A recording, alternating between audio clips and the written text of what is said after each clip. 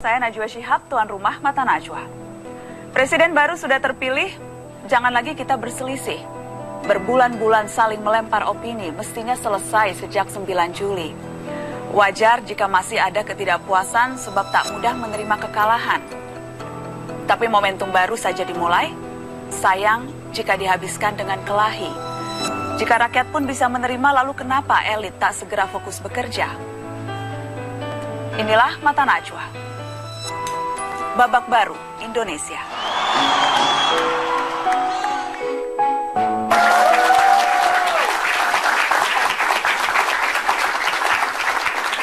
Pemirsa, pemilihan presiden 2014 sebuah proses panjang, melelahkan, sekaligus juga menumbuhkan harapan.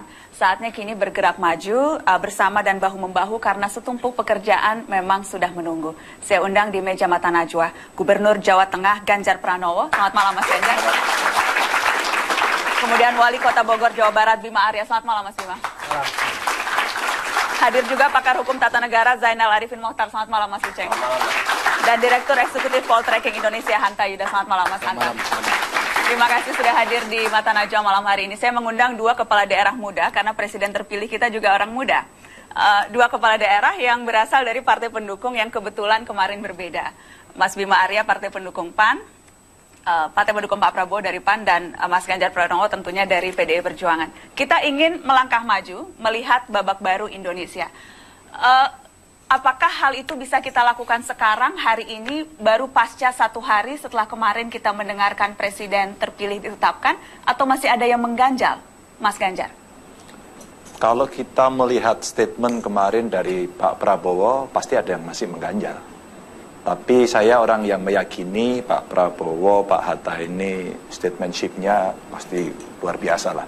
Karena beliau ini di pemerintahan juga sudah cukup lama, pasti akan menerima itu. Dan dari speech-nya kemarin saya lihat beliau sampaikan bahwa akan melaksanakan konstitusi. Jadi artinya kemungkinan kalau toh terjadi satu ketidakpuasan, katakan begitu, pasti jalur MK yang akan dipakai. Namun apapun dari sisi kalkulasinya, sebenarnya semua politisi pasti tahu kalau kemudian suara itu tidak akan ada perubahan dalam sebuah gugatan, karena angkanya kan lumayan gede ya, 8 juta. 8 juta itu belum pernah loh itu gugatan segede itu. Jadi dugaan saya ini proses waktu yang memang harus diselesaikan. Kalau saya pinjam bahasanya Pak Mahfud itu semua sudah usai, tinggal masalah politiknya. Nah, politiknya ini adalah menata hati. Saya, Mas Bima ini pernah dalam kontestasi itu. Tentu saja kalau kita dalam posisi menang itu ya ngomong aja apa aja bener, katanya begitu. Jauh lebih enak dan lebih enteng. Ya. Jadi sesungguhnya sudah bisa move on. Mas Bima Arya, kita juga sudah bisa melanjutkan ke babak selanjutnya, babak baru Indonesia. Sudah bisakah kita pada tahap itu hari ini? Masalahnya saya kira bukan bisa atau tidak, tapi harus. Kita harus melangkah. Tidak ada pilihan, kita harus melangkah. Ya, sudah pasti kita punya presiden baru, sudah pasti gitu. Nah, sekarang persoalannya adalah bagaimana kita mengelola fase menuju ke arah yang baru ini, gitu kan. Kalau ketidakpuasan, saya kira sangat wajar. Bangsa ini tidak pernah terbelah begitu tajam seperti sekarang. Ya, hampir terbelah secara rata, hampir begitu ya. Walaupun ada selisih 8 juta begitu. Jadi saya kira memang perlu proses bagi masing-masing untuk kembali lagi recovery, menjalani rutinitas seperti biasa. Jadi kalau ada sisa-sisa ketidakpuasan, saya kira wajar, dan koridor untuk itu ada. Koridor hukum sedang berjalan, tetapi tugas kita semua adalah bagaimana di lapangan keseharian itu kita kembali bisa menata. Ada saatnya bertanding, ada saatnya bersanding, ada saatnya berkompetisi, ada saatnya saling mengisi. Ke depan tidak ada pilihan lain. Kita saling mengisi, saling bersanding untuk menuju Indonesia hebat, untuk menuju Indonesia yang bangkit. Boleh kasih tepuk tangan. Ada atau tidaknya ganjalan, kalau kemudian kita bicara dari aspek ketatanegaraan, tentunya itu akan bisa diselesaikan lewat Mahkamah Konstitusi. Tapi selain itu, menurut Anda seharusnya tidak ada lagi hal-hal yang bisa membuat kita tidak bisa bersanding bersama-sama, meminjam bahasanya Mas Bima Arya? Begini ya, kalau persoalan hasil Pilpres sebenarnya kan sudah hampir selesai sebenarnya, karena Semua koridornya udah tersedia. Soal perselisihan silahkan ke MK. Soal KPU-nya kalau dituduh memang tidak curang, silahkan ke DKPP. Koridornya hampir semua ada. Sebenarnya ada satu momen yang agak harus dipikirkan ulang, yaitu kemungkinan adanya upaya untuk menghambat pelantikan Jokowi di Jakarta. Kita semua tahu bahwa menghambat Jokowi di Jakarta. Begini, pada diri Jokowi sekarang ini kan ada dua status. Dia menjadi gubernur, pada saat yang sama dia menjadi kandidat akan dilantik sebagai presiden. Kalau kemudian MK mengatakan tidak ada masalah. Nah, untuk dilantik menjadi presiden, dia kan harus punya jabatan tunggal. Dia tidak boleh ganda. Maka salah satunya adalah dia harus mundur dari gubernur Jakarta. Menurut Undang-Undang 32 2004 soal pemerintahan daerah, untuk mundur dari gubernur Jakarta harus seizin DPRD. Harus seizin DPRD, artinya harus seizin DPRD Jakarta. Nah, bisa menjadi ribet sekarang kalau kemudian DPRD Jakarta tidak mengizinkan pengundurannya. Yang bahaya adalah karena Undang-Undang Dasar kita itu tidak memberikan pintu keluar apapun. Kenapa? Karena Undang-Undang Dasar kita itu hanya mengenal cara memilih presiden melalui sebuah proses pemilu. Oke. Jadi kalau pemilunya tidak bisa diselesaikan di ujungnya dengan pelantikan, dengan seketika kita bisa mengalami krisis konstitusional. Ini problem atau kemudian saya nanti akan tanya seberapa mungkin DPRD Jakarta akan berani dalam tanda kutip mengganggu presiden terpilih tidak boleh mundur sebagai gubernur. Nanti saya tanya ke Anda, Mas Hanta, setelah pariwara tetaplah di Mata Najwa.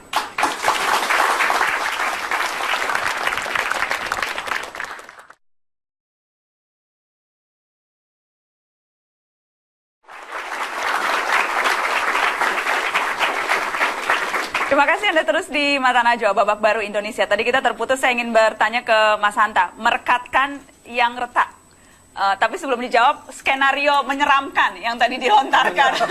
Menyeramkan dong itu skenarionya kalau DPRD DKI Jakarta berani. Tapi penting dari perspektif mungkin atau hukum, tidak skenario dari pakar hukum tata negara? Tapi saya melihat Jokowi dari tidak bisa dilantik karena ditolak DPRD Jakarta. Secara politik saya melihat itu risikonya sangat besar dan saya yakin itu tidak terjadi, keyakinan saya kenapa. Tetapi itu tetap penting disampaikan untuk diantisipasi.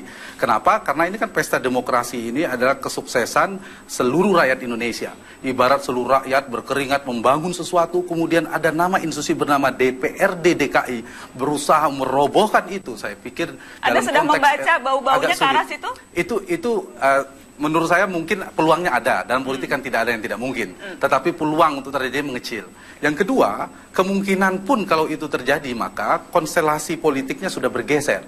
Tadi statementnya Mas Bima Arya itu menarik juga. Saling mengisi dan saling bersanding kalau tidak salah. Nah di sana di DPRD sana ada juga PAN, ada P3, ada partai-partai di koalisi sana yang juga mungkin sudah mulai melakukan komunikasi politik. Nah saya sebagai warga negara yang juga membaca visi misi Capres, saya sebenarnya mulai membuka janji-janji politik Pak Jokowi JK menurut saya. Sehingga saya sudah mikir ke depan, ini harus kita kawal. Apa janji politiknya? Itu satu hal. Yang kedua, sebagai orang yang juga fokus mempelajari dinamika, mempelajari politik kita, saya juga sudah berpikir tentang komposisi kabinet seperti apa yang perlu disuarakan kepada publik. Bagaimana formulasi koalisi yang ideal untuk mendukung pemilihan presidensial yang efektif. Tanpa mengurangi rasa hormat kita, ada pihak-pihak yang belum puas dengan kondisi hari ini dan tentu harus kita hargai. Ibarat perjalanan tidak mungkin semuanya ini kan turbulensinya kencang, tapi saya yakin pada titik tertentu kita akan sampai pada tanggal 20 Oktober mendapatkan presiden yang baru berdasarkan pilihan rakyat hari ini. Tanggal 20 Oktober. Nanti akan menarik bicara bagaimana komposisi kabinet ke depan, tapi kalau tadi konteksnya bagaimana merekatkan lagi yang retak, real politiknya. Seringkali elit politik kita malu-malu mengatakan atau tidak mau mengakui ada yang retak, selalu mengatakan wah enggak kok masyarakat sudah bersatu, tapi kenyataannya luka-luka itu masih ada, Mas Ganjar. Ya pastilah, namanya itu tadi menata hati itu ya perlu waktu, tapi kan biasanya nggak ada orang marah terus-terusan begitu ya. Dan nanti kita orang yang mempercayai. Kemarin setelah selesai Mas Joko, Pak JK pidato, kita selesai tidak ada satu, tidak ada dua, yang ada tiga.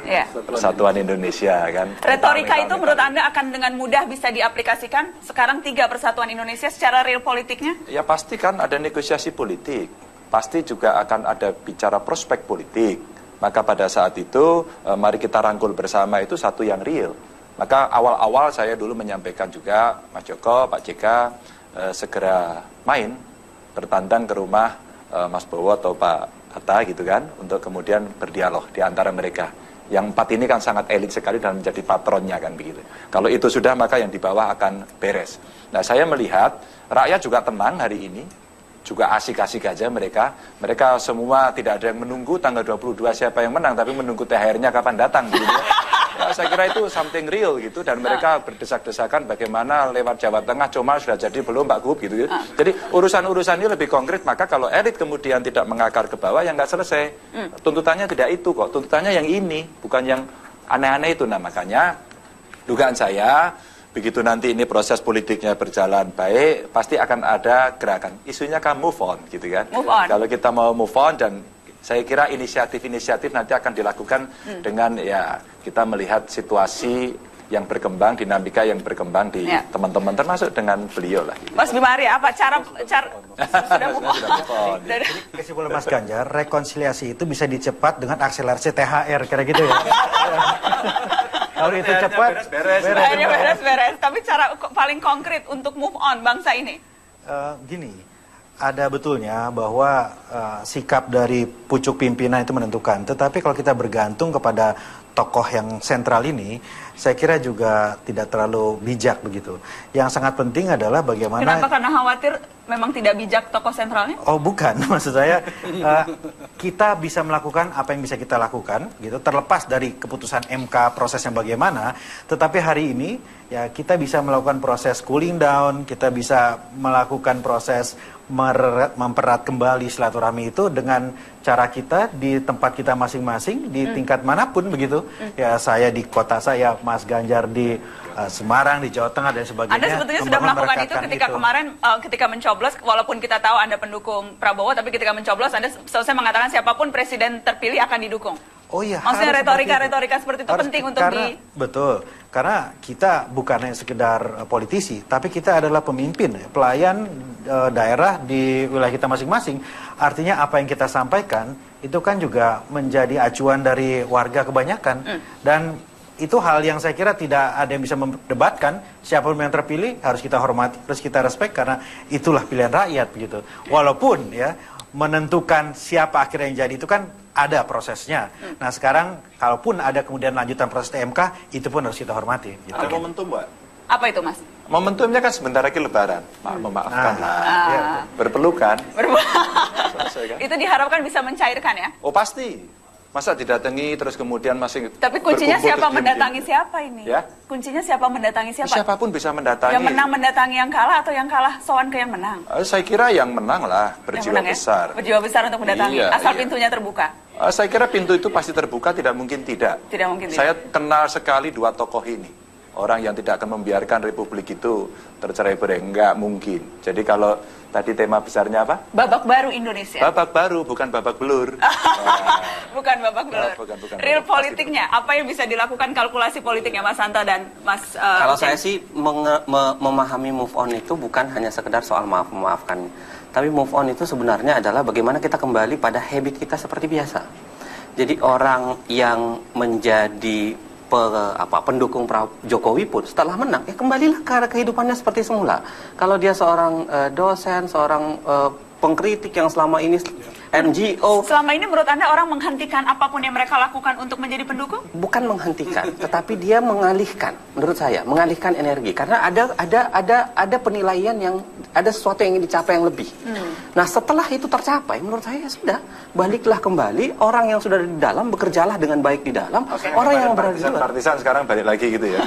Jadi seluruh energi sekarang sudah tidak perlu lagi dipusatkan pada pertarungan. Pertarungan sudah selesai. Tapi dipusatkan menjaga negara ini. Itu yang pertama. Yang kedua adalah... Yang kedua setelah pariwara, kita harus break. Tetaplah di Mata Najwa, babak baru Indonesia.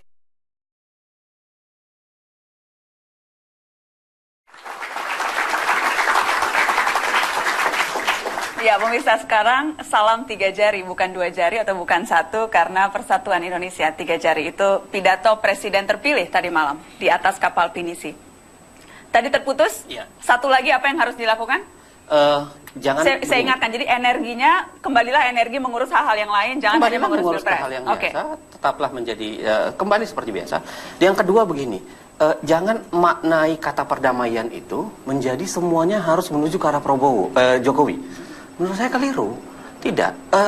Yang namanya sistem pemerintahan presidensial itu kan kalau dia terlalu kuat di parlemen, maka dia sangat mudah menuju ke arah otoriter. Tapi kalau dia terlalu lemah, maka dia dengan mudah dijatuhkan. Maka dia harus timbang. Apa maknanya? Sistem pemerintahan presidensial itu membutuhkan oposisi yang baik, oposisi yang kuat, yang hampir relatif seimbang dengan. Jadi persatuan Indonesia bukan artinya mengikut sertakan semua kubu dalam satu perahu gitu ya? Betul, itu bukan berarti mengajak semua orang. Saya ini kan agak salut dengan PDI yang rela puasa selama 10 tahun, puasa terhadap kekuasaan selama 10 tahun. Orang puasa 40 hari aja doanya udah diterima. Bayangkan 10 tahun ini. Jadi ini doa 10 tahun ya, makanya kemarin diterima. Nah, maksud saya adalah mari kita berpikir secara rasional. Bahwa negaranya memang dibangun harus dengan oposisi yang relatif seimbang. Mas Hanta, Anda membaca tanda-tanda itu semuanya sekarang hendak merapat ke kubu pemenang atau ada juga kok yang masih menjaga jarak? Ya, macam-macam. Dan kita belajar. Saya tidak menduga-duga, tapi belajar dari 2004, 2009. Kebetulan saya mengkaji itu, riset tentang itu juga. Tapi saya setuju, kita jangan juga mendukung pemerintahan yang terlalu kuat. Itu terjadi. Tetapi besar juga tidak ada jaminan. Kalau koalisinya ternyata cair, rapuh seperti saat ini, misalnya 75%, tetapi ada yang melakukan politik dua kaki. Kadang dia berkoalisi jelas punya menteri di kabinet, tapi dia kadang beroposisi di parlemen. Yang ini tidak sehat. Nah, partai-partai yang punya track record seperti ini harus menjadi pertimbangan bagi pemerintahan ke depan. Nah, karena itu jadi sekarang langsung saja konkret yang bisa ditimbang-timbang partai yang alternatifnya mana tuh? Partainya Mas Bima sekarang Arya? ada 39,6% yang terdiri dari PDIP, Nasdem, Hanura, dan PKB. Atau diurut dari PDIP, Nasdem yang pertama mendukung, lalu yang ketiga adalah PKB, lalu keempat Hanura. PKPI tidak saya masukkan karena tidak punya kursi di DPR. Awas dimarahin Bang Yos. 39, ya Bang Yos bisa jadi menteri tapi. 39,6%. Nah, itu artinya ada dua pilihan. Kalau saya tidak menganjurkan, saya setuju tidak sampai 70-80%, tapi cukup pas terbatas yang cukup ya ramping tapi lebih dari 50%. Jadi siapa yang sebaiknya masuk? Alternatifnya ada dua. Orang selalu berpikir pilihannya mengambil Golkar karena dia punya 16,5% kursi. Kalau ditambah Golkar akan ada 56% lebih kurang. Tapi ada alternatif kedua. Nah, tadi itu track recordnya jadi catatan.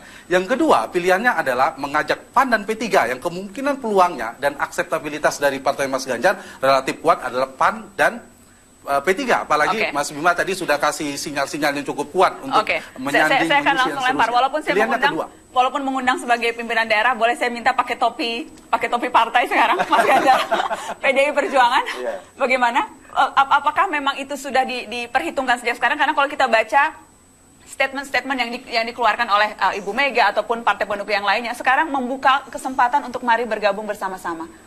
Ya itulah titik negosiasi sebenarnya yang bisa dibawa. Dan ini kesempatan ketika orang bergabung, titik negosiasinya itu berada pada koridor platform. Ketika kemudian platform ini bisa diterima, maka itulah sebenarnya kontrak yang mesti dilakukan. Sehingga kalau kemudian platform ini, kalau kemudian hari tidak dia ikuti, mohon maaf dengan segala hormat, kita harus cepat dilepaskan. Nah, kalau kemudian mereka mau bernegosiasi pada titik itu, saya kira bukan tidak mungkin. Statement Mas Jokowi pada pidato pertama dengan Pak JK itu, menurut saya bagian dari sinyal yang diberikan kepada masyarakat bahwa ayo kita bareng-bareng, 3 persatuan Indonesia, dan negara ini terlalu besar untuk diurus sendiri. Terlalu besar, terlalu sombong kita kalau mau ngurus sendiri. Tidak sendiri, sudah ada 4 partai kok. Ya, 4 partai kalau kemudian bisa lebih banyak. Perlu tambah partai yang mana lagi? Ya, sebenarnya siapapun partai yang bisa masuk dalam platform itu yang bisa diterima, maka sebenarnya tidak masalah. Tidak masalah? Tidak masalah. Tapi jangan sampai nanti, kita akan belajar juga tadi Mas Hanta sampaikan. Kalau kemudian kita berada di pemerintahan, ya kita yang dukungnya yang benar. Kan kita kemarin belajar. Saya 10 tahun beroposisi melihat, ya percuma saja inti di dalam situ, kemudian nusuk dari belakang habis-habisan. Nggak enak juga kan pemerintahnya. Maka sistemnya tidak menjadi presidensial, tapi presidennya sial. Ditusuk dari belakang begitu. Siapa nih Mas yang kemarin? Ya yang kemarin kan. Oh iya. Kan Pak SBY kasihan betul itu. dihajar dari dalam. Kan kita nggak ada yang bisa tutup-tutupi, semua bisa melihat, mengakses kok. Ya capek juga rasanya begitu. Tapi ya kita nggak bisa. Kenapa? Partai Amanat Nasional saya kira paling tidak bisa pernah berubah ya. Ya kalau berbeda dengan sikap pemerintah. Saya kira PAN baik lah kan, ya sama Besan juga nggak enak gitu. Oh itu poinnya. Mas Bima Arya, hitung-hitungan, saya boleh tanya tidak? Ya. Mohon maaf sekali lagi, Pak Hatta kemarin kemana ya, Mas?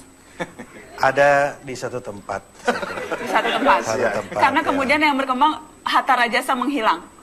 Oh, tidak menghilang, ada kok. Ada, tidak menghilang. Dan Bang Hatta memang itu ada. saat ini sedang konsolidasi? Ya, tentunya ada pertimbangan-pertimbangan saat itu untuk kepentingan lebih besar.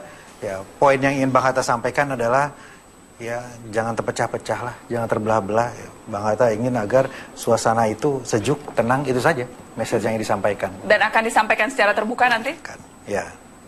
Kita tunggu. Saya kira saya mau ditanya soal oposisi ini. Ini kalau politisi pinter mengalihkan pembicaraan. Kalau gitu kita break dulu, nanti saya kejar lagi setelah pariwara. Tetap di Mata Najwa.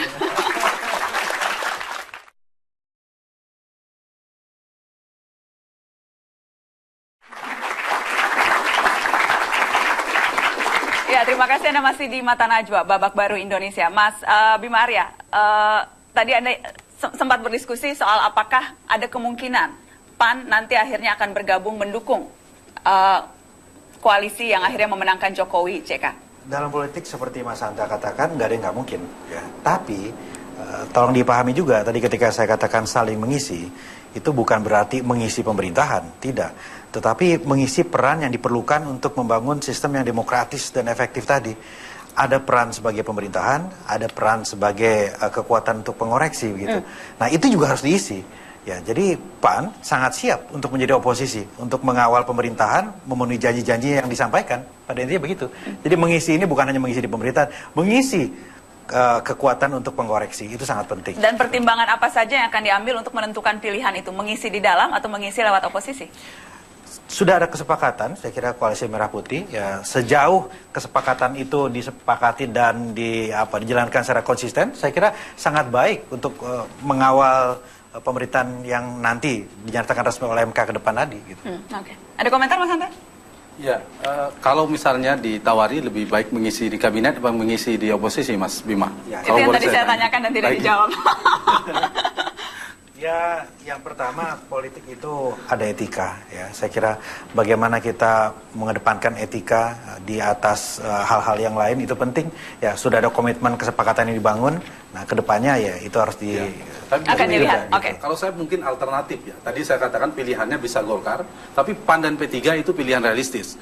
Ketimbang misalnya kalau Demokrat catatannya adalah harus dicairkan dulu komunikasi antara Pak SBY dan Ibu Mega. Kalau Golkar, ini sangat mungkin tergantung dinamikanya, strukturnya seperti apa. Kalau misalnya ada pergeseran kepemimpinan di Golkar, sangat mungkin Golkar akan bergabung di pemerintahan. Nah ini, jadi Golkar yang mana? Kalau bicara Golkar kan tidak bisa bicara PDIP ya Ibu Mega, bicara Demokrat adalah SBY. Tapi kalau bicara Golkar, tidak bisa mengatakan ketua umum hari ini. Nah pilihannya ada dua itu. Atau kenapa yang ketiga, Anda sudah tidak menganggap Abu Rizal Bakri? Enggak, biasanya kan yang kuat, bukan tidak menganggap. Tetapi biasanya kalau situasi politik yang menang, itu biasanya kuat. Jadi pertarungannya, ketua umum itu akan dipertahankan kalau dia berada di tempat yang menang. Itu logika politik paling sederhana di kita ya. Atau pilihan yang ketiga, mengajak semuanya, tetapi kembali seperti pemerintahan sekarang. Tapi kalau hanya mengajak Golkar, kita akan mengulang 2004 Golkar, dan 2009, karena Golkar menjadi penentu. Kapanpun Golkar tarik dari pemerintahan, dia akan menjadi penentu, menjadi kuat di antara Nasdem, di antara yang lain-lain. Karena itu menjadi penting pertimbangan bagi ini. Itu yang harus dihindari, jangan sampai hanya melibatkan itu. Kalau PKS dan Gerindra mungkin dua partai yang paling dihindari. Yang harus dihindari kedua. Kenapa dihindari? Yang harus dihindari yang kedua adalah kalau bisa Pak Yusuf Kalla, Wapres terpilih ini, jangan menjadi ketua umum partai. Biarkan Pak Jokowi dan Pak JK jangan menjadi pengurus partai. Itu jauh lebih baik. Kalau misalnya Pak JK menjadi ketua Dewan Pembina atau menjadi ketua umum Golkar, itu nggak menarik. Kita akan mengulang lagi seperti 2004. Begitu ya? Mudah-mudahan Pak JK mendengar. Mudah-mudahan mendengar dan mudah-mudahan nanti ada kesempatan bisa untuk bertanya langsung. Menguatkan. Kalau Pak Jokowi ini unggul di komunikasi publiknya, membangun, menjaga legitimasi vertikal ke rakyatnya, itu bagus sekali gaya komunikasinya. Sementara Pak JK itu unggul di komunikasi elit. gaya negosiasinya, komunikasi ke elitnya itu sangat kuat. Jadi kalau bisa ini dikedepankan. Tapi tanpa mengurangi rasa hormat saya, Pak, soal tadi, Pak Prabowo, Pak Hatta, itu pada titik tertentu sebagai negarawan di atas rata-rata kita semua, insya Allah akan menerima hasil ini, insya Allah. Saya punya keyakinan itu. Mudah-mudahan kita kasih tepuk tangan pada keyakinan itu. Saya ingin kita bicara soal tren munculnya pemimpin baru. Itu yang kita lihat di Pilpres ini, tapi bukan hanya Pilpres, beberapa pilkada belakangan juga menunjukkan hal yang sama. Yang duduk di depan kita ini juga bukti-bukti soal betapa selera publik terhadap pemimpin sekarang sudah agak berubah. Maunya yang baru, maunya yang muda, yang juga ada unsur kebaruan. Ini tren yang positif kan seharusnya? Iya, karena saya percaya dua hal, Mbak Nana. Yang pertama adalah yang namanya tidak ada satupun negara yang bisa bertahan dengan orang tua kok. Orang-orang itu saja. Nggak mungkin. Karena mereka dimakan usia dan harus akhirnya tongkat estafet itu diserahkan kepada yang lebih muda. Tidak ada negara yang bisa bertahan gerontokrasinya itu lama. Tidak mungkin. Karena memang generasi itu berganti. Itu yang pertama. Dan yang kedua adalah kebanyakan anak-anak muda ini itu menawarkan satu langgam yang sama dan itu menarik publik. Apa? Perubahan. Artinya sebenarnya yang diinginkan orang adalah tawaran perubahannya. Tawaran hal yang baru, model baru, mekanisme baru, cara baru, serta bekerja dengan model yang baru. Oke, dan itu juga kemudian yang ditawarkan Pak Jokowi. Tapi saya ingin, sebelum kita nanti melihat pembuktian kebaruan Jokowi, saya ingin tanya bagaimana dua pemimpin muda ini yang juga menawarkan kebaruan ketika Anda maju pada saat pilkada dulu. Sejauh ini, apakah Anda sudah menghadapi kesulitan tembok-tembok ketika harus membuktikan kebaruan yang Anda tawarkan? Ada dua hal, Nana. Yang pertama adalah memimpin adalah seni mengelola harapan. Ya, harapan publik begitu besar terhadap kita. Apalagi ketika kita mengusung jargon-jargon perubahan dan kebaruan gitu. Harapan itu bisa jadi realistis atau bisa jadi sangat tidak realistis. Ingin dalam waktu 100 hari semua persoalan selesai tentunya tidak realistis begitu. Tetapi di sisi lain tidak mungkin kita tidak memberikan indikasi-indikasi bahwa kita sedang bekerja memenuhi harapan itu. Jadi itu tantangan terbesar. Harapan begitu besar, tetapi sumber daya terbatas dan lain sebagainya.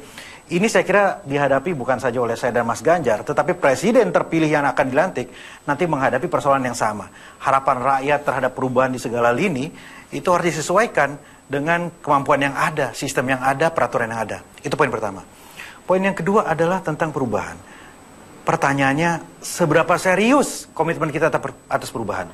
Ya, kalau kepala daerahnya komitmennya 1000%, tetapi kalau dewannya tidak, medianya tidak, ya, unsur pimpinannya lain tidak, birokrasi tidak, we are going nowhere, tidak akan kemana-mana. Ya, mau kepala daerahnya itu jungkir balik kerja 24 jam sehari, 7 hari seminggu, tetapi kalau perubahan itu hanya pada retorika, percuma. Ini curhat nih. Itu realita. jadi Anda dalam prakteknya, realnya, beberapa bulan menjabat itulah yang Anda hadapi. Saya merasa seperti itu. Ya. Mas Ganjar, saya lempar. Iya. Mau curhat juga nggak apa-apa, Mas? Enggak, saya sih biasa saja.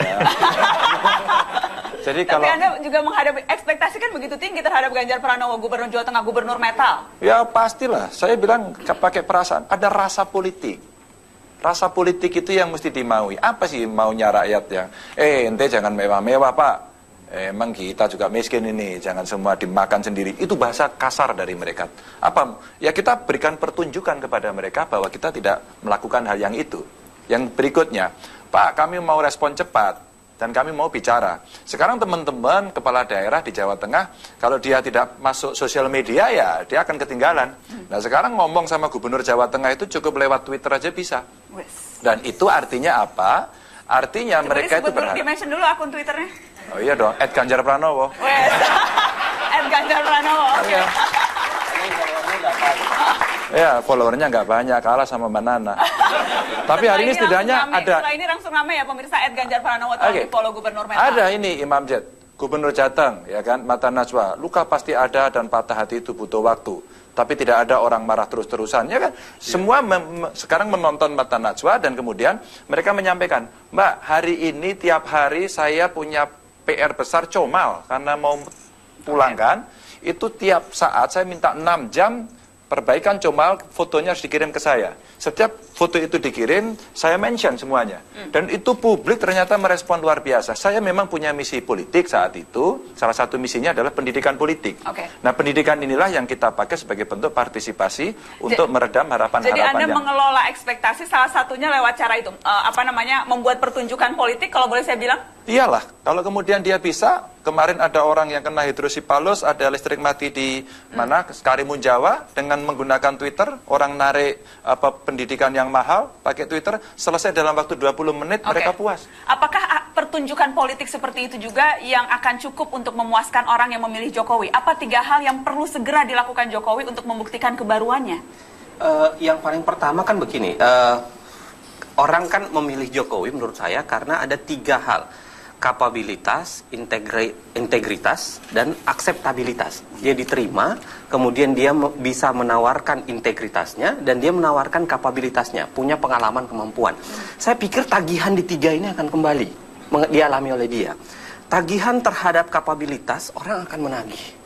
Apa yang akan bisa dilakukan terhadap Indonesia? Saya menarik apa yang dikatakan oleh Mas Bima tadi. Separuh sebenarnya persoalan yang didapat oleh kepala daerah itu bisa selesai kalau diambil alih oleh seorang presiden. Misalnya soal birokrasi. Kalau dia bisa melakukan upaya percepatan birokrasi dari pusat, itu efeknya ke daerah cepat. Kalau dia bisa membangun pola relasi yang lebih baik antara pusat dengan daerah, cepat. Nah, tapi itu bisa tidak dibuktikan dengan cepat juga. Ketika kita mengatakan cepat, terkadang ekspektasi yang begitu tinggi, Mas Hanta? Begini, di demokrasi itu ada kelebihan sekaligus kekurangannya. Kita akan memuji-muji orang yang sama di satu titik di awal pemerintahannya. Sangat mungkin di ujung pemerintahan kita akan memaki-maki orang yang sama. Karena itu, pesan kepada pemimpin adalah agar tetap menjaga tali mandat rakyat itu. Karena kita tidak menginginkan hal itu berulang-ulang terjadi. Hari ini, katakanlah, Pak Prabowo dengan Pak Hatta ingin membawa secara konstitusional ke MK. Baik, itu satu sisi. Di sisi yang lain, Pak Jokowi dan JK harus menjaga itu. Menjaga mandat itu dan membuktikan paling tidak di awal-awal yang membedakan dengan sebelum-sebelumnya apa? Komitmen tentang membentuk kabinet yang profesional itu harus dibuktikan segera. Komitmen tentang misalnya membangun koalisi berbasis pada platform tadi, bukan bagi-bagi kursi. Itu yang harus dilakukan. Karena itu sekarang sudah saat bicara kabinet. Bicara siapa harus duduk di tim ekonomi, siapa akan bicara seterusnya. Dan dengan demikian orang akan, oh ini bedanya Jokowi. Kebaruan dari Jokowi sederhana, tapi sudah beda. Sejak awal sudah mulai memikirkan itu. Tidak menunggu tanggal 20, lalu tanggal 21 yang sisanya tinggal 1 hari, malam-malamnya tarik-menarik kepentingan ketua umum partai. Dan Jokowi sebagai pemimpin harus menunjukkan gaya kepemimpinan yang kuat dan tidak bisa diatur, diintervensi dalam pembentukan kabinet oleh ketua umum partai. Dan hati-hati, jangan juga mau disetir oleh manuver elit-elit partai di parlemen nantinya. Kalau tidak, terserimpung lagi. Terserimpung. Kita akan langsung tagih janjinya pada wakil presiden terpilih. Kita sambut Bapak Muhammad Yusuf Kalla. Selamat malam Pak JK.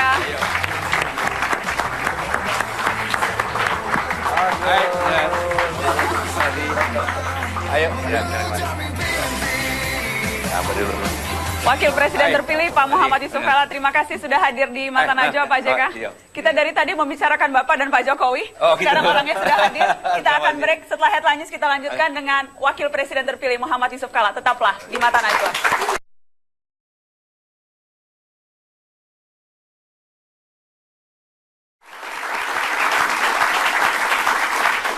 Terima kasih Anda terus di Mata Najwa. Babak baru Indonesia telah hadir. Tamu kehormatan malam hari ini Wakil Presiden terpilih Muhammad Yusuf Kalla. Selamat malam Pak JK sekali lagi. Terima kasih sudah hadir di Mata Najwa Pak JK. Hari pertama sebagai Wakil Presiden terpilih, apa saja Pak yang dilakukan Pak? Terima tamu. Terima tamu, menerima ucapan selamat. Ya begitulah. Banyak tamu datang, banyak ucapan selamat ya teman-teman itu. Jadi full seharian menerima itu? Iya, dari pagi sampai sore. Dan kemudian malam ke Mata Najwa? Ya. Untuk saya mengucapkan selamat untuk Pak Wakil Presiden. Terima kasih sudah hadir, supaya seharusnya saya yang datang, tapi Bapak yang datang. Jadi saya bangga sekali Pak. Pak JK, berbicara juga dengan Presiden terpilih Anda, Pak Jokowi? Bicara. Semalam kan sama-sama. Sama-sama. Itu banyak yang menduga-duga pidato kemenangan di atas kapal ini pasti Daeng Ucu ini. Ini Saudagar Bugis ini yang mengatur rencana. Itu memang Pak JK yang mengatur? Enggak, Pak Jokowi sendiri ingin memberikan suatu sinyal atau apapun bukti bahwa kita ini negara maritim. Karena itu mari kita berbicara kemajuan maritim. Di mana-mana visi-visi kita kan juga mulai dari situ, maritim. Karena itu untuk memberikan itu ya kita mulai di laut. Dan karena di laut itu yang paling kapal tradisional yang paling besar pinisi lah gitu kan. Saya juga tidak tahu itu sebelumnya. Bapak kaget juga, tiba-tiba naik speedboat, naik kapal? Iya, tiba-tiba begitu, coba bilang di Sunda Kelapa, gitu. Ya kan, coba kita Sunda Kelapa. Ternyata di Pinisi. Di Pinisi. Baru nakodanya lagi orang Bone kampung saya. Jadi sempat itu saya membaca berita, nahodanya terharu, sama sekali tidak menyangka kapalnya akan dijadikan lokasi pidato kemenangan. Iya, pidato kemenangan. Betul. Dia sudah mau berangkat sebenarnya ke Palembang perahu itu. Terus diminta ya dia tunda sampai tengah malam gitu kan. Tidak dibayar lagi katanya Pak? Tidak dibayar. Itu kan iklan besar itu kan. Kalau ini saudagarnya keluar. Pak JK, ya. Saya membaca Anda mengatakan seharusnya masuk rekor muri Muhammad Yusuf Kalla karena 3 kali ikut dalam Pilpres. Kemudian ada lagi keunikan, tadi Bapak bilang 2 kali Wapres, beda presidennya. Iya. Apalagi nih keunikan Yusuf Kalla?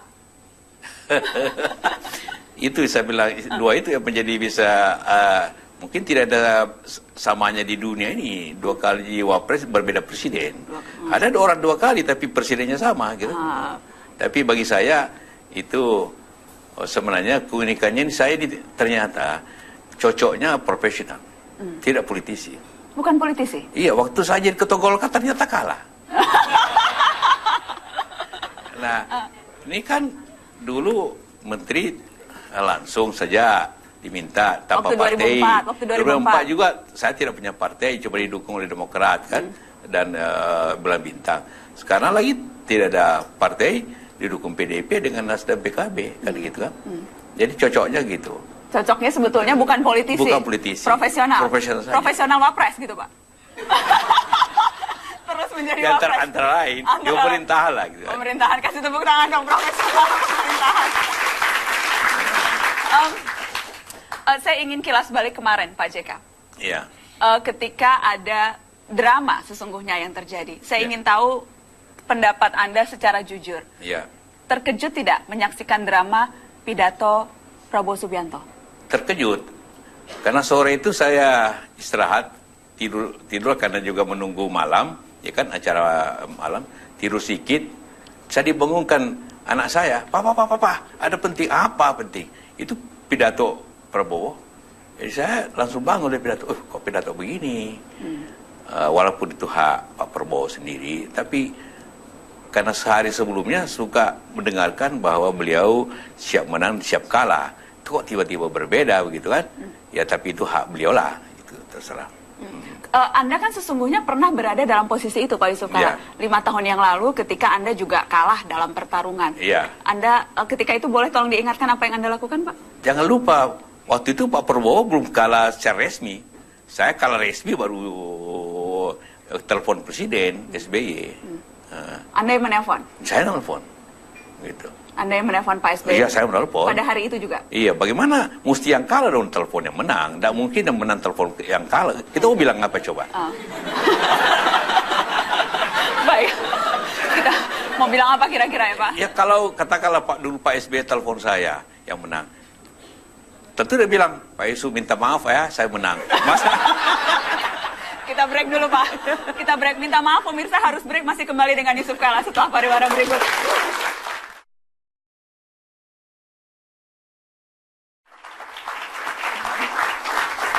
Babak baru Indonesia itu topik kita malam ini. Saya masih bersama dengan Wakil Presiden terpilih Bapak Muhammad Yusuf Kalla. Pak Yusuf Kalla, sekarang orang menatap ke depan. Tadi saya berbincang dengan tamu-tamu saya, kita temanya move on Pak.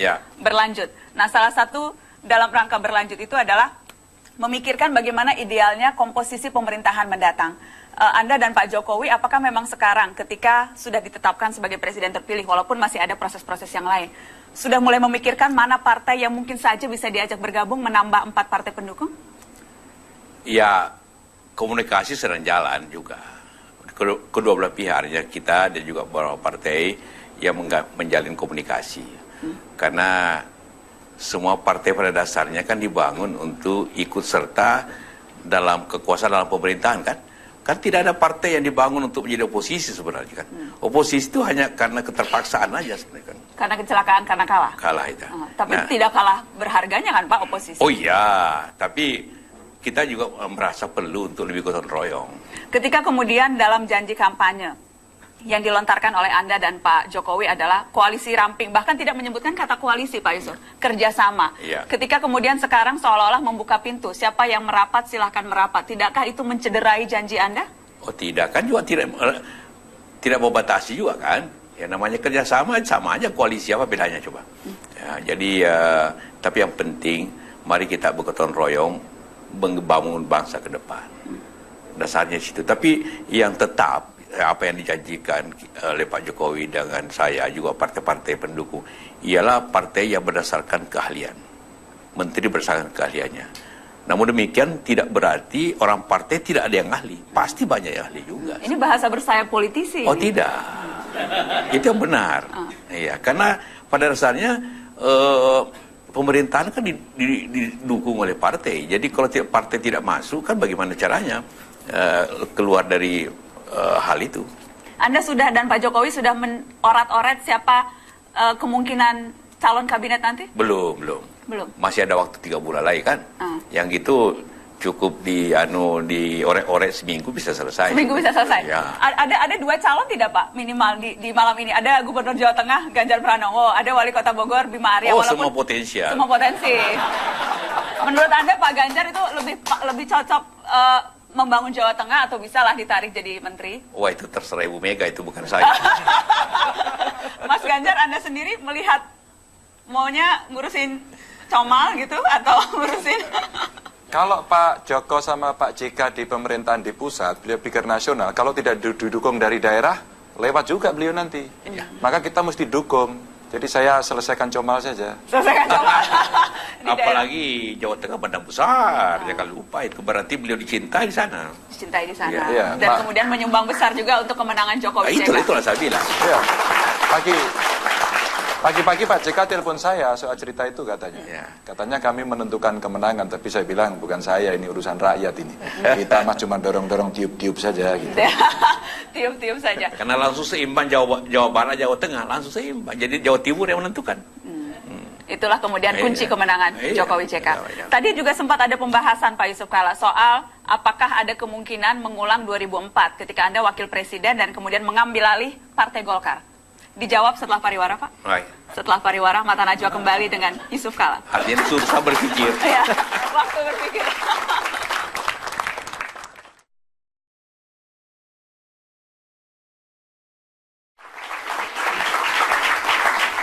Masih di Mata Najwa dan saya masih bersama Wapres terpilih Muhammad Yusuf Kalla. Pak Yusuf Kalla, adakah rencana untuk kembali mengambil alih salah satu partai ketika seperti yang dulu Anda lakukan 2004? Tidak, sama sekali tidak.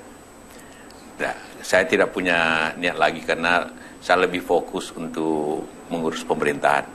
Karena 5 tahun lalu itu, atau 10 tahun lalu. 10 tahun yang lalu. 10 tahun lalu, ya karena saya pikir kalau tidak masuk Golkar kan bisa tidak seimbang.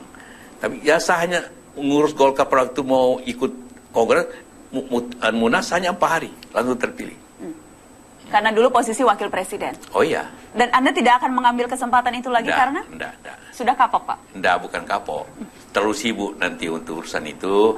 Dan kemudian juga ya dibutuhkan ngurus partai itu ternyata makan waktu yang banyak, hilang waktu.